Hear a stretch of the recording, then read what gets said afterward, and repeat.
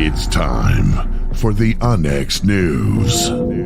Extraterrestrials, time anomalies, dimensions, remote viewing, UFOs, UAPs, and USOs, ghostly encounters, abductions, Bigfoot, and more. Your end of the week news source for everything unexplained. Here is your host for the Onyx News Podcast, Margie K.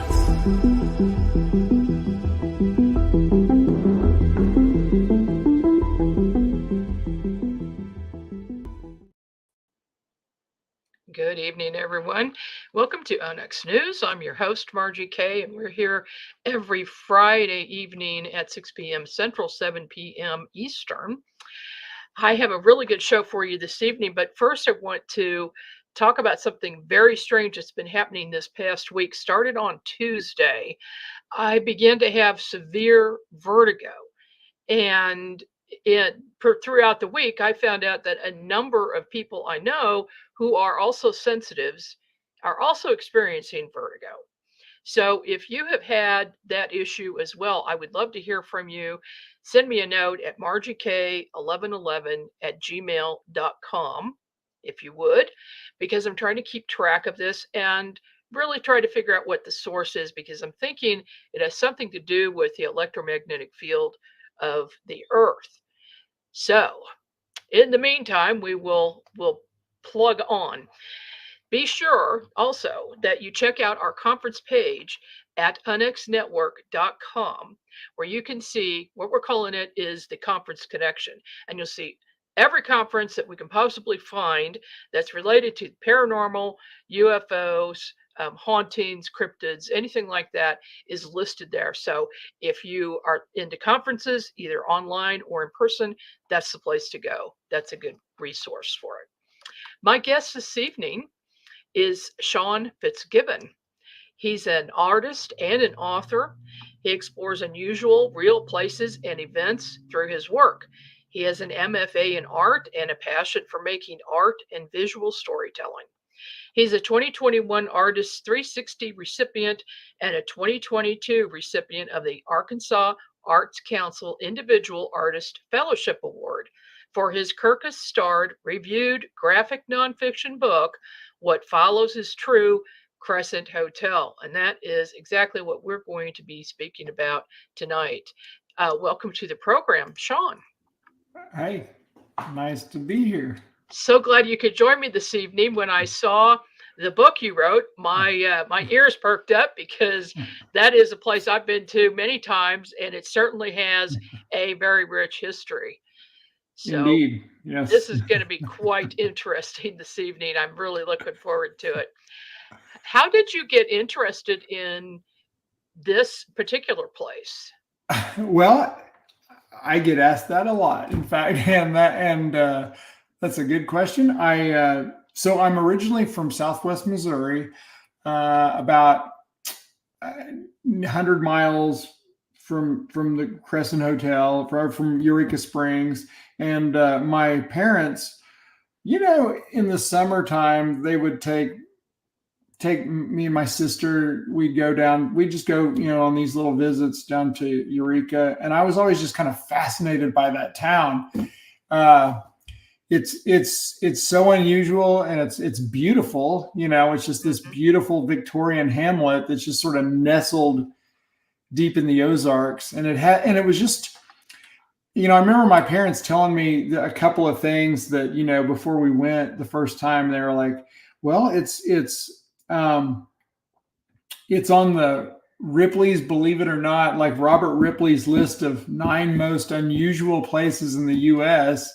Oh. And one reason for that is because none of the roads in Eureka Springs, none of the roads intersect. They all just kind of serpentine throughout, Yeah, it's very strange. It's very strange, it's very interesting. And there's no right angles in the town. There's no stoplights. It's all, and there's stairs that just go everywhere, just up the sides of these hills, just, because much of the downtown is just sort of in this deep valley, with all these limestone bluffs with Victorian homes just kind of perched up on these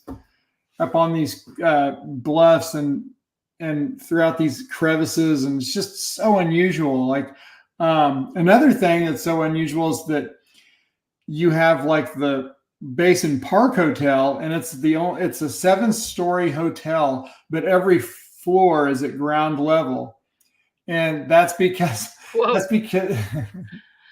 it's right up against a mountain, basically. So every floor, it's like you get off and you're on you're at ground level. So that hotel also has a history of being haunted. I've explored it. Yes, very. I've only stayed there once, and I don't know as much about that history because I haven't really researched much. But it as much. But it is a spooky place to visit and to stay. It really is. It just has this, and it does have a very kind of strange history. But yeah, the whole town is just so unusual.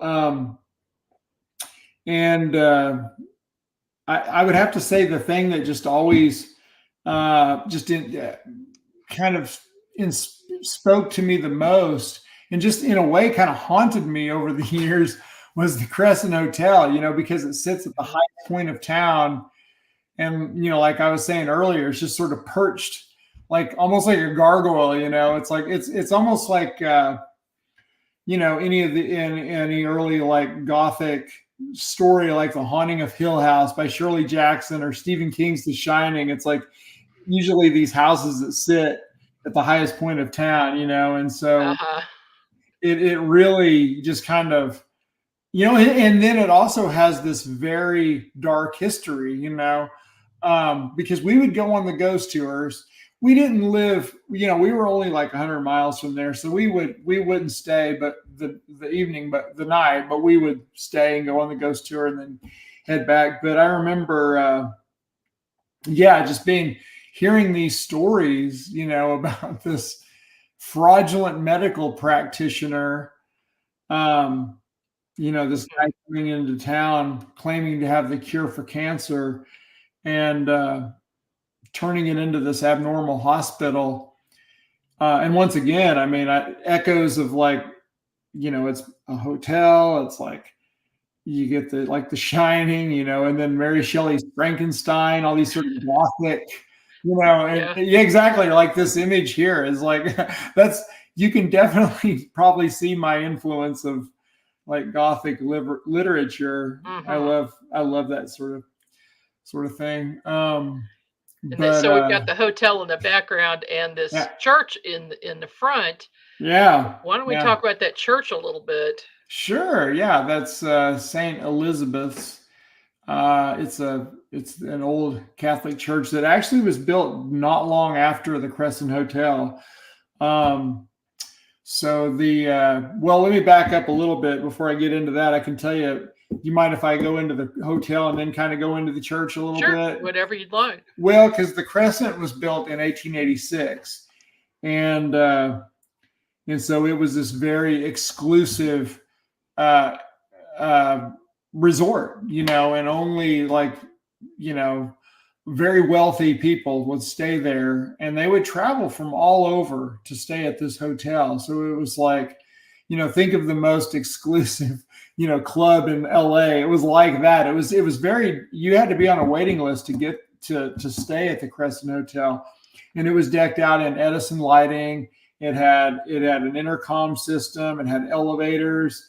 It had stables for riding horses. It had a bowling alley, very exclusive.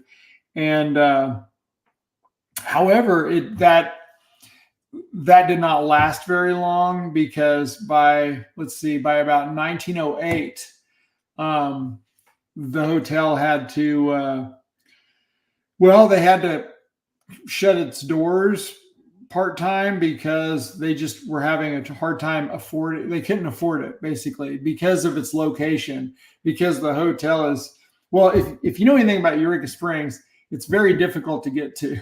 Even today, if there's snow or anything, it's like forget about it, because all the roads getting out there are just very windy, and it's beautiful, but there's no straight line to get there, Right.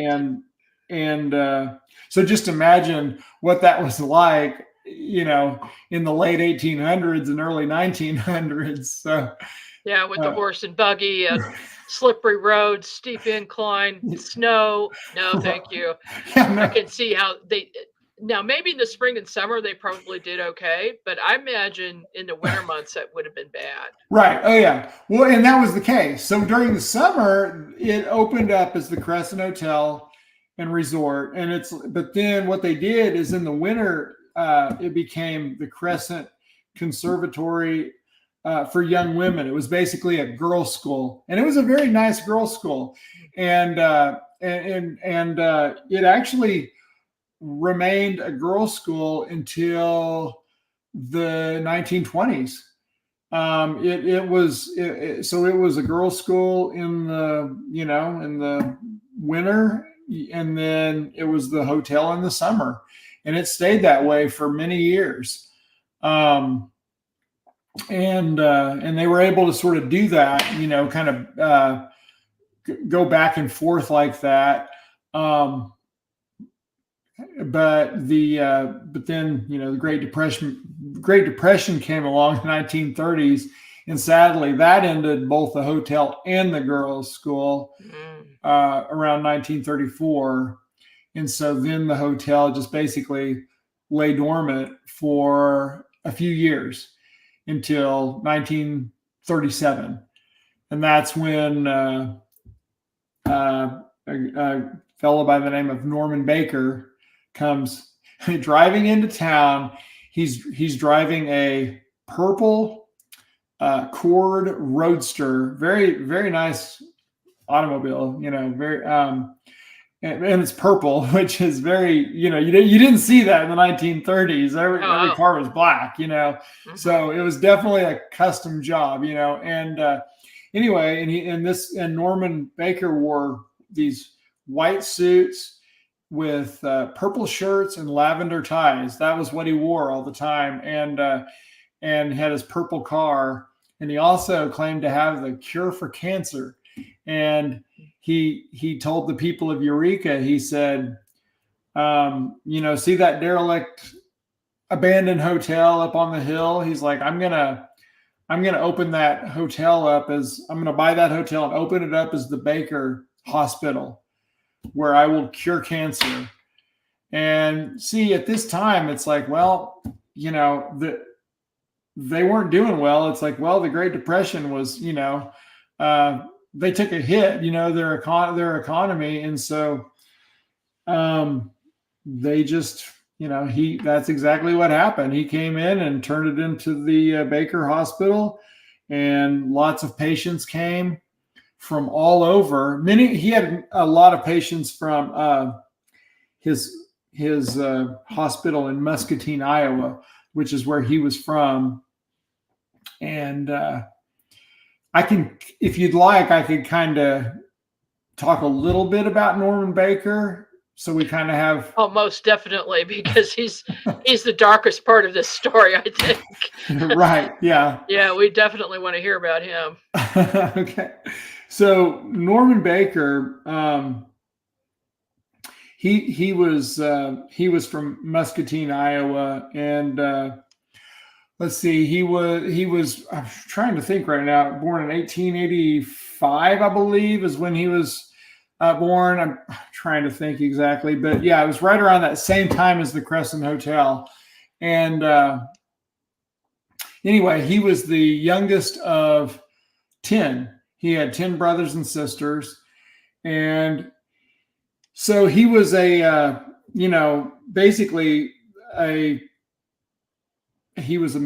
father was a machinist, and his mother was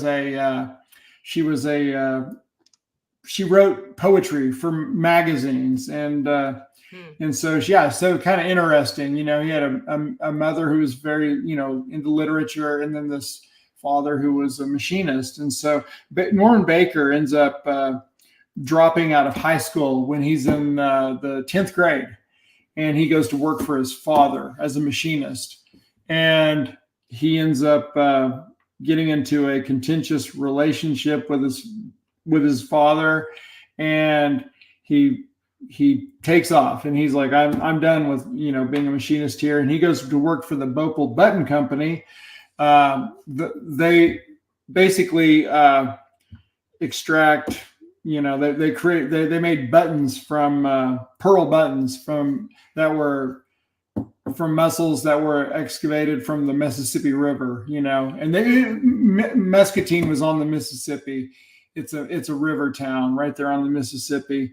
And so anyway, he works at the button company there for a while, and picking up a lot of, he's really kind of learning the craft of being a machinist. And however, once again, he has this rather difficult kind of relationship with the management, and he ends up leaving there and going out to become a vaudeville magician. So he goes on to the vaudeville circuit. Okay. Yeah, it's kind of interesting. So he's doing this, like, he becomes what's known as a mentalist. Like, he's doing and so he's like doing these sort of mental, telling people they're, he's mental, Hypnosis. yeah, like hypnosis sort of tricks and things like that. And he would also do like levitation tricks and those kind of mentalist tricks. And so he's basically kind of scamming people, because a lot of this was just sort of telling people what they want to hear and making money off it.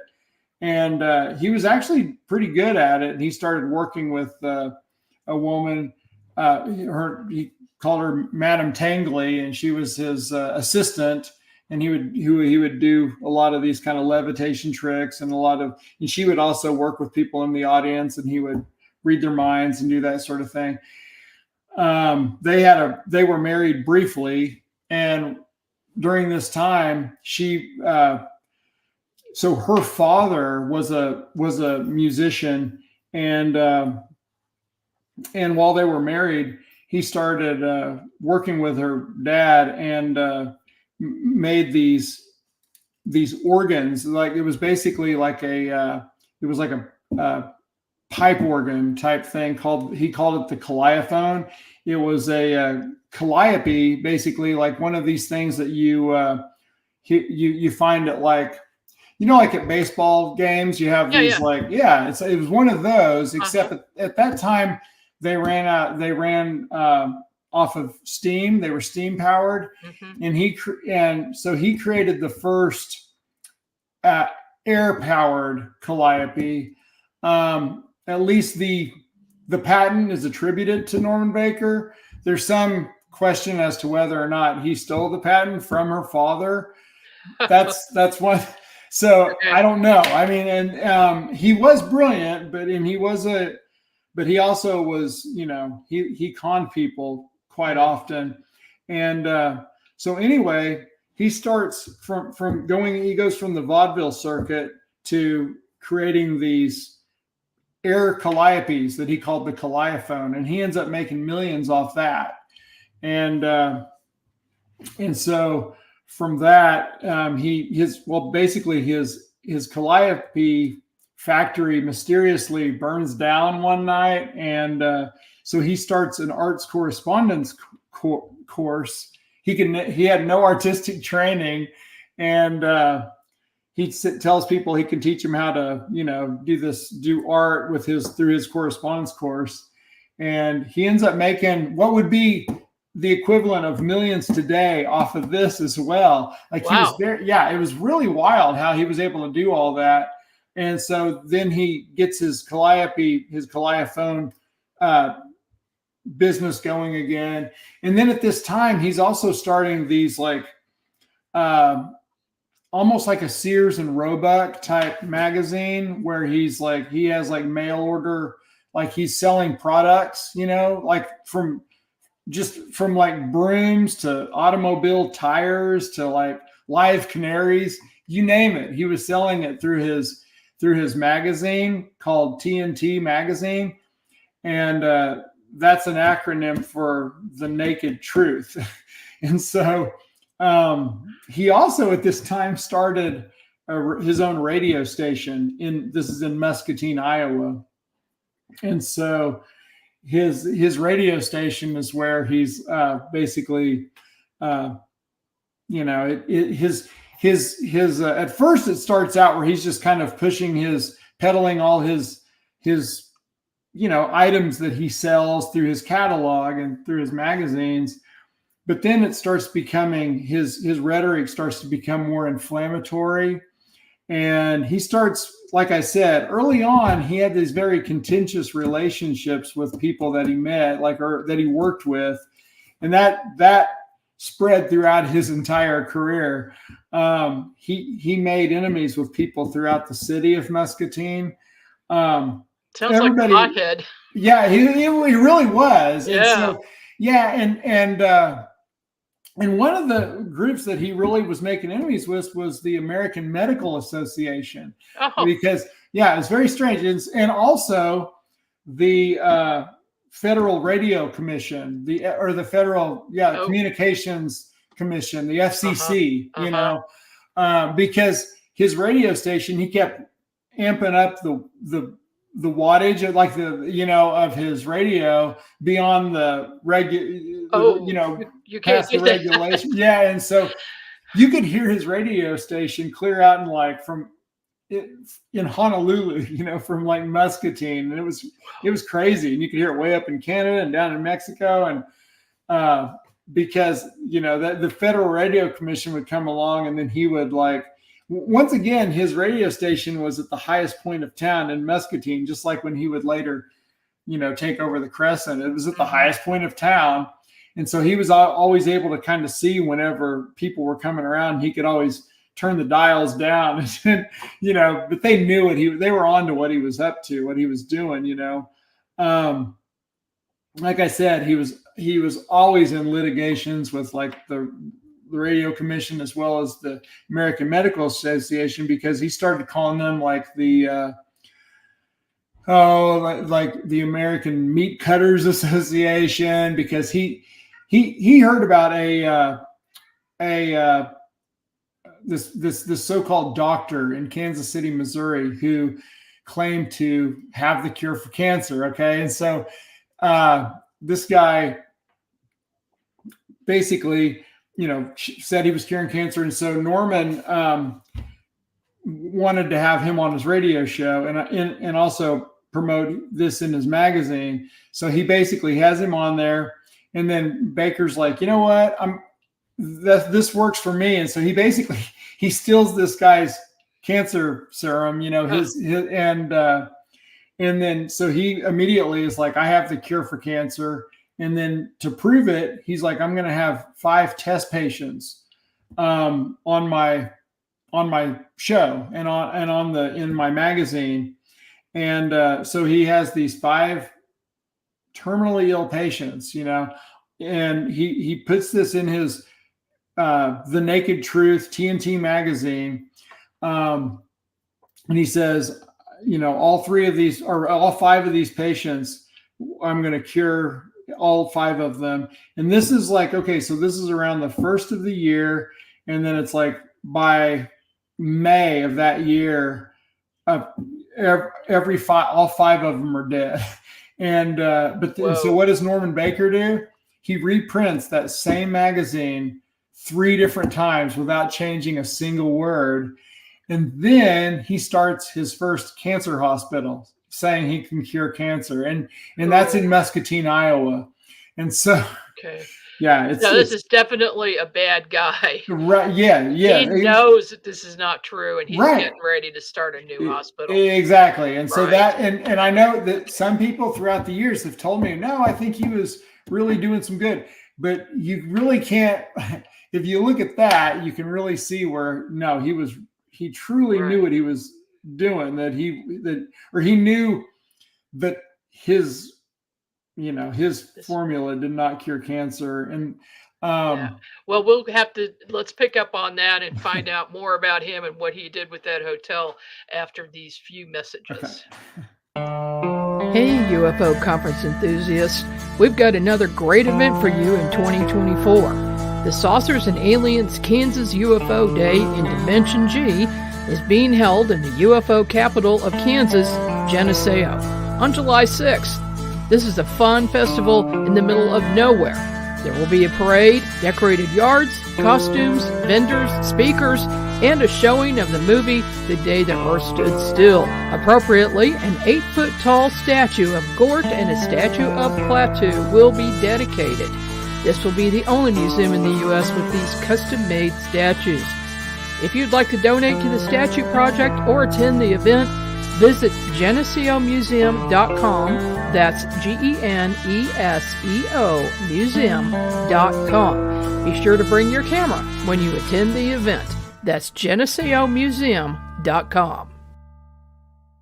The Onyx Network presents a health and wellness spiritually based brand of hemp-derived CBD products made by Hopewell Farm in Harrogate, Tennessee. We apply our Cathara energy work with all of our plants and products. Our products made in small batches with only 2 ingredients of pure hemp, full-spectrum crude oil, and coconut-derived MCT oil. Third-party lab tested for potency and legal THC levels with 6 strengths of 1 ounce oil to choose from. Know what you're buying and get what you pay for from Hopewell Farm. Applied directly to a specific area, Hopewell Farm topical salve in 1 ounce and ½ ounce sizes made with pure hemp crude oil, comfrey extract, and all natural ingredients. Find the Hopewell Farm link and coupon code on the Onyx Network website at onyxnetwork.com. That's onyxnetwork.com.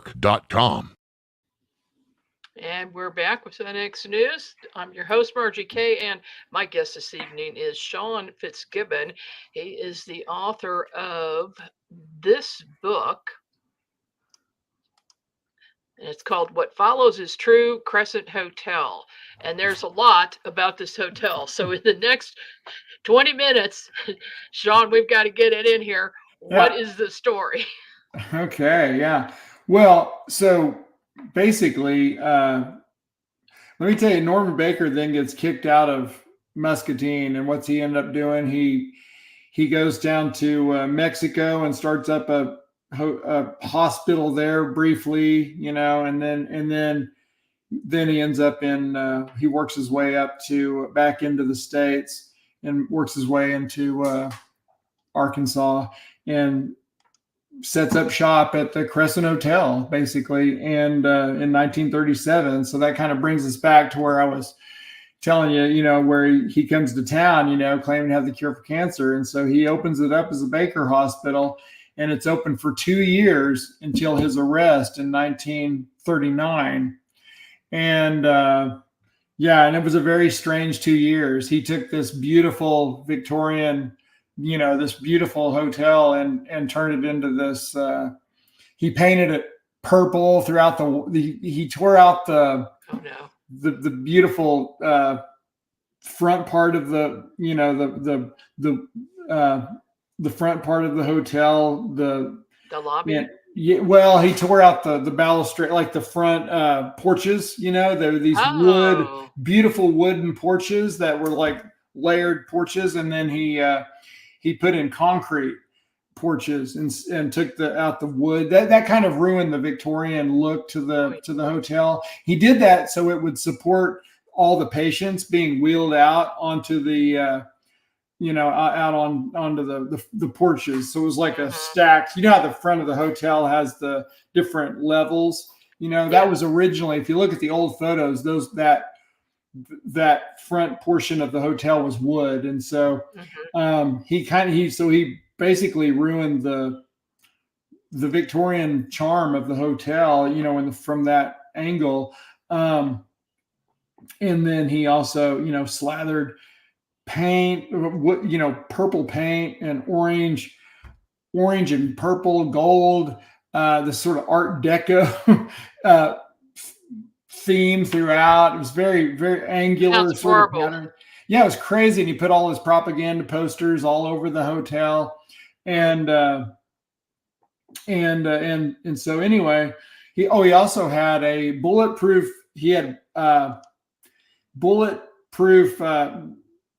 glass like around his desk in his office, and he also wore bulletproof vests around and he carried a gun on him at all times because he was extremely paranoid. Wow. Very well, rightfully so. I mean, he was a pretty paranoid guy, because, he knew it was only a matter of time before there was probably going to, things were going to catch up to him, Mm-hmm. But as like I said, he wasn't carrying cancer. And so as the body count was rising, so were federal law enforcement were kind of moving in. And like I said, it was only 2 years until his arrest. And that's what a lot of my book kind of covers, this very strange 2 years. And I also go over, I also talk about a lot of the ghost, these sort of things as well. All the ghost encounters I tell that through the ghost tour, because in the book I'm going on the ghost tour. Now that image you just put up right there was, so in my book, I sort of bookend this story with, there was these two boys that snuck into the Crescent after Norman Baker was arrested a couple of years after that. So the hotel sat empty throughout all of World War II. And I met a gentleman he was this older gentleman who, when he was a kid, he and a friend of his lived in Eureka, and they snuck in there, and they found, what they found in there was very, very strange. Some of the items they uncovered, and it was a very, very spooky experience. And so I use that story, his story, as, like I said, as sort of a bookend. And because it was very strange walking through this very, this abandoned place with these wheelchairs, and they also found in the morgue area, they found these jars full of, well, basically human remains. It was basically full of like cancerous tumors and parts like that, very strange, which would strangely be buried and then unearthed about 80 years later in 2019 on the grounds of the Crescent Hotel. Yeah. I don't know if you're aware of this, but I knew about the jar story because I took that tour, and oh boy, is it creepy in that morgue. Oh yeah. And those were the jars that he found, those very jars. And so I was actually kind of wrapping my book up around 2019, and that story made national news, somebody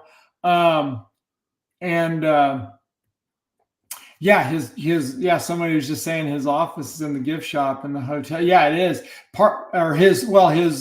that's where his office was. And then his desk is in the front lobby there, or part of his desk. Mm-hmm. I didn't like the feeling of that desk. Oh, I know. Yeah. It was very dark energy around it. Oh, yeah. Yeah. It's very, very strange. Very strange. So what was he doing with all of these people in the hotel that was supposedly curing of cancer? What was their ultimate end? Well, he had a certain section of the hotel that was designated for the more advanced patients, and it was it was more of a where it was kind of a sealed off section where people weren't really allowed to go except for the medical staff, and however, most of these people, like some of the people didn't even have cancer. They were misdiagnosed, because he had some people that were miraculously cured. Well, they never had cancer, in the first place. And so he also had some people there that were just playing the part of having cancer, and so they would be out walking the grounds and walking around the town, because that was the way he promoted his hotel or his hospital as being this sort of friendly place where you could just come and bring your fishing tackle and just, it's it's like a big house for a big family, we're just one big family, and so, but then, some of these people were, like he was taking some of the people's letters and kind of stockpiling some of these letters that they were writing to their families. And he would send these out after they would die, and he would start sending them out where they'd be saying, please send some money or something like that, so he was like collecting money after they had died. And then later he would send out a regrets letter saying, oh, they didn't make it, but he also was very, like, anytime people were in like the more advanced stages, a lot of times he would have them leave. Like they would be, taken away from the hospital, and some of these people would die like on their way, like on a train leaving Eureka Springs, because it was bad for business, having people dying. And a lot of times late at night, I talked to some people that spoke of like, these parades of hearses going down the hill late at night, because he would have, that sort of thing happen, after in the late hours, like how they getting rid of bodies and stuff like that. And so did they have services at this church? Yeah, there were services at that church. In fact, one of the patients was a priest, and he actually died there. And he's in my book. I found this information about this Catholic priest that was there, and so yeah, he's in my book. And they did have services at the church, St. Elizabeth's, and in fact I'm kind of show that in my book, because it really is it's pretty perfect, because it's basically right at the base of the hotel. If you stay at the hotel, you can just walk just a short ways down the hill to the church. Like it's right there. Mm-hmm. It's just, you can see it in that picture I drew. It's just right there. What about some of the hauntings that are going on there? You just sent me this photo. I did, yeah. And so, this is a very spooky image right here, because, okay, so I was actually, a gentleman gave me this photo, or he sent it to me one day. It was like, I actually had a guy, it was a guy over at our house. I'm in Fayetteville, but he was a repairman. He was actually doing work on our washer and dryer. And he saw my book there, and I was like, oh yeah, I did this book about the Crescent Hotel. And so he started telling me the story. He's like, well, it's strange. When I was staying at the Crescent Hotel, I was, taking these pictures, and later I looked at the pictures, and he's like, I saw what he made my, hair stand up on end, and it was this little girl. And I was like, oh really? And he showed me the picture, and I've seen a lot of photos, from the Crescent, and a lot of times it's like, well, it's kind of hard to make out, like sometimes you can kind of see like a form, but this is one that I was like, wow, that is very eerie. And yeah, it's clearly a little girl. It's clearly a little girl. Okay. And so what's interesting is, so when it was the Baker Hospital, there was a little girl who tragically died there. She was the daughter of one of the nurses at the hotel, and she was playing around on the third floor, on the top floor there, and sadly she slipped through the banister there and fell, and it's like 4 floors or something down to the end, and so so that was a very, very sad, one of the really sad stories of, and so when I saw that, I was like, I don't know, that's, who knows, you know? Have you seen the ghost cat in the lobby? The Morris cat. Now, no, the only thing I've ever really, as far as ghostly encounters, is I was staying in one of the rooms and one of the lights just clicked off. Like it was kind of the strangest thing. The light just went off, and that really, like, I was like, whoa, it really kind of, like, I heard a click, and all of a sudden my lamp just clicked right off, and it was like the room was dark and I'm just in darkness, and I was like, whoa, what's going on? That was a very strange, kind of unnerving. And then the next morning, the alarm went off, and I never even set the alarm, so that's kind of a weird. I don't know. I don't know if someone had said it before. Who knows? But maybe. Who knows? It was just a strange thing, But yeah, there is the cat that I saw the cat. Did you see the cat? Yeah, we visited there several years ago, but the first time I went there, and we're sitting in the lobby, and here comes this cat, walks between us. Just looks like a normal cat. Walks between us, gets up to the glass doors that go outside, and walks through them. Oh wow! And we were both like, "Did you see that?" And so I talked to the guy at the desk, and he says, "Oh yeah, he does that all the time." Okay. But I know a number of people who have had very serious haunting experiences there. Oh wow! Yeah, and if you do the tour, yeah. Oh my gosh! Oh yeah. The upper levels. I saw an apparition. Several people saw a ball of light come down the staircase. Wow! And so then we took video of it, but we could see it with the naked eye. Oh wow! Okay. I know other people. Lots of people have seen the cat. Now other people have seen an apparition standing at the end of the hall, which is pretty common. Did you run across any stories about that? Yeah, I actually have. I've had some people tell me they saw a woman walking down the hall. Okay, and she was wearing period clothing and appeared to be like a nurse, and she was pushing what would look like a wheelchair. And I've heard some people say a wheelchair, and I've heard some people say what looked like a gurney. And then they'd see her go around the corner, and then they'd follow, or ask her a question or something, and then she'd just be gone. Because this is one of those things.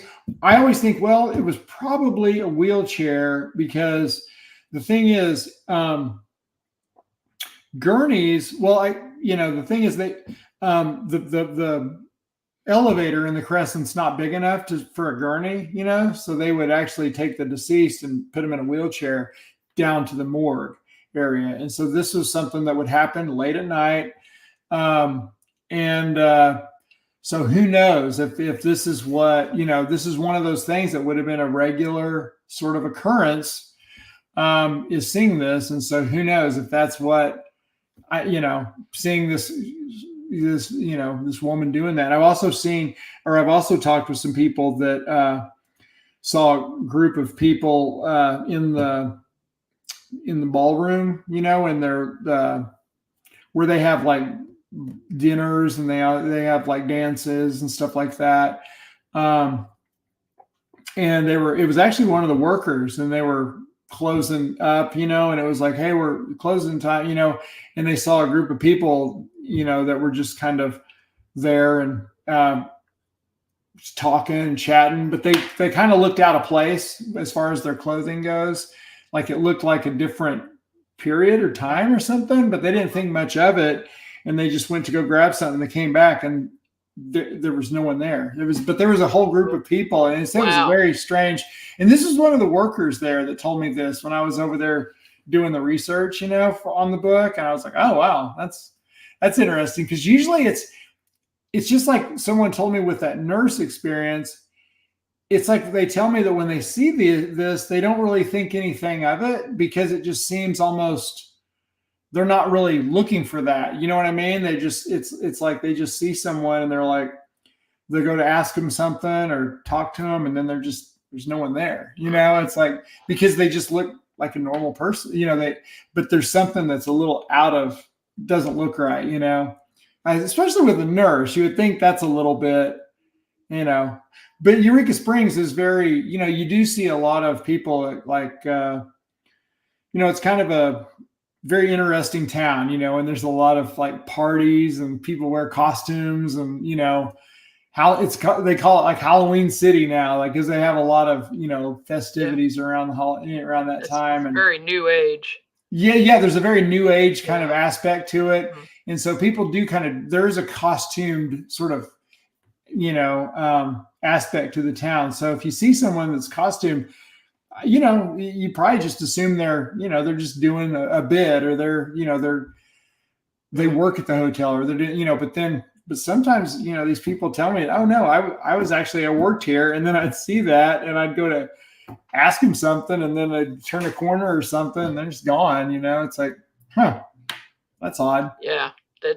Well, it's got a long history, and a lot of people went in and out of that place right over the years. So it's no doubt there are a lot of spirits. Oh, there. Sure. Now, Sean, what I find interesting about you, which is kind of unusual, is that you're an illustrator.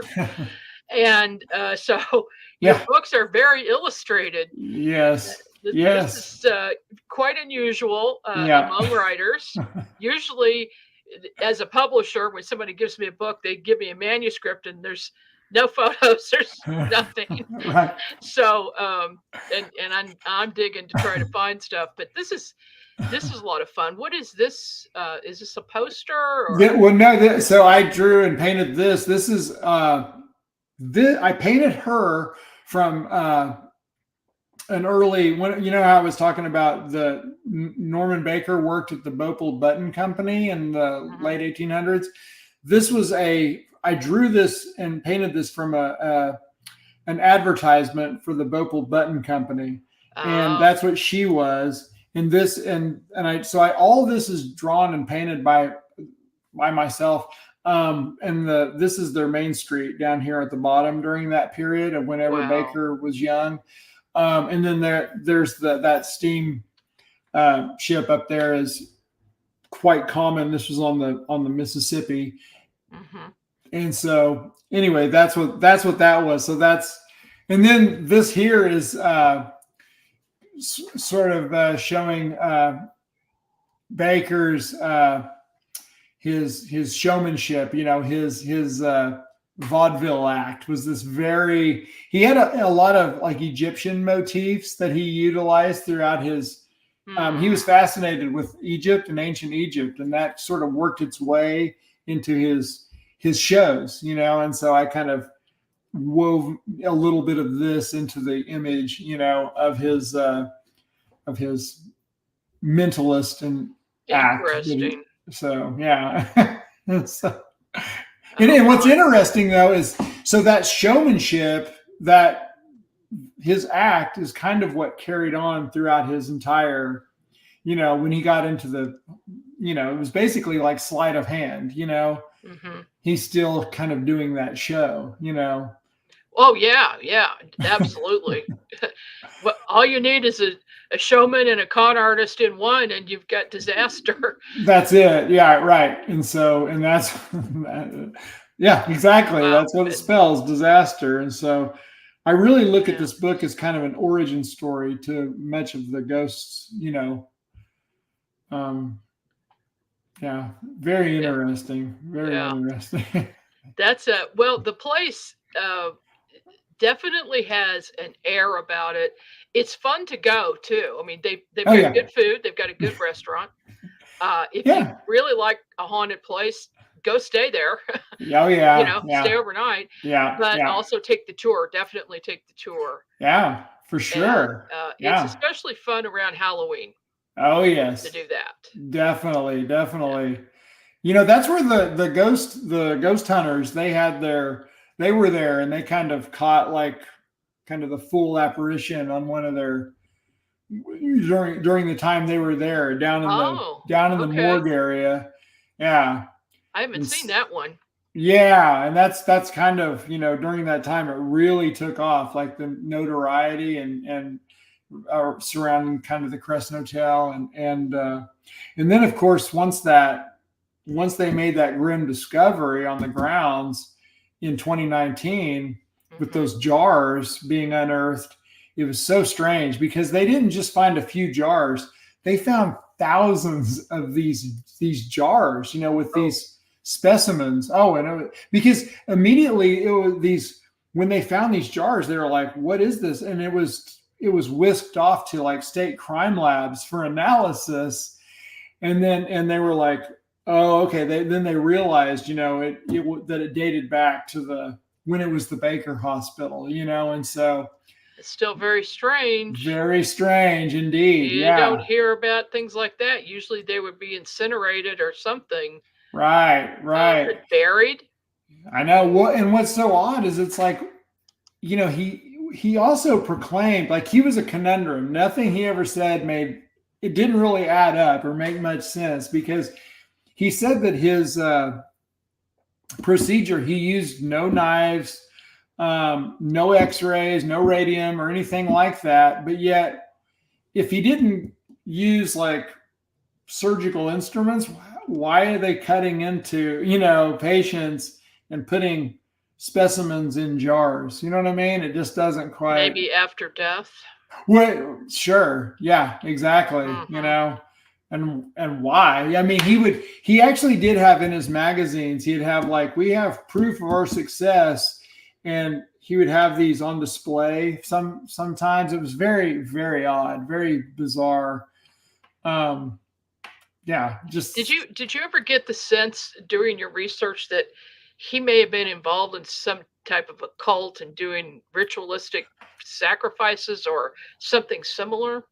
Well, I did hear, or at least I talked to some people that said that Baker may have had people that worked for him with Nazi kind of ties. This was during right around the time of just before World War II, and Nazi, or Baker himself was, part of his rhetoric, his very inflammatory rhetoric that he would say on his radio station was very kind of anti-Semitic.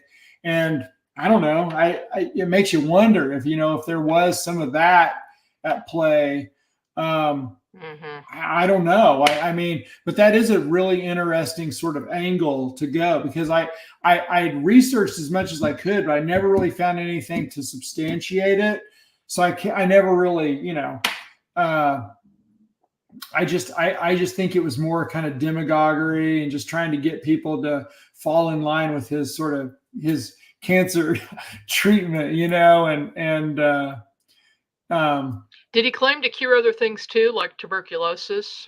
He did. He claimed to also cure like piles. What do they call that? Trying to think. Some of the it was TB and cancer and hemorrhoids of all things was one of the things. That's what it was. Yeah. And some other sort of ailments, but very, very strange. His big one though, of course, was cancer, which is strange because cancer, there's so many different types of cancer, it's like to say you have this cure all is wonder just drug. Yeah. Ludicrous. Are desperate, they'll do anything. Well, exactly. And that was just it. He was preying on people that, their last chance of their last hopes. And it turns out, I mean, his cancer serum was nothing more than glycerin, carbolic acid, crushed up watermelon seeds, and spring water. And and that does not cure cancer at all. And it doesn't cure anything. Doesn't cure anything. No. Wow. It's Well, Sean, we are unfortunately out of time for this evening. This is fascinating stuff. The book, What Follows is True, Crescent Hotel. And so where can people get that? You can find it on my website, seanfitzgibbon.com. It's in my store there. It's also available on Amazon. So, okay. available both places there. And that'd be the best way to pick up the book, and I'll be sure if you get it through me, then I can be sure and sign it for you. So okay, well, I'm gonna. Yeah. I definitely want a signed Okay. copy, Okay. because I'm very interested in that location. There is a lot going on in that entire town, not to mention the Crescent. For So sure. Yes. yeah, Yes. well, thank you for doing that, and I look forward to your future books that you were telling Excellent. me about earlier. Oh yes. Yes. So, but with just keep in touch on that, and of course, you're also going to be at XCon Yes. in October. So Yes, October can't 11th wait. to 13th, Sean Yep. will be there with his table and signing books. Yes. I look forward to it. All right. Well, that's it for us tonight, everybody. Thank you for joining me. We'll see you Thank next you. week.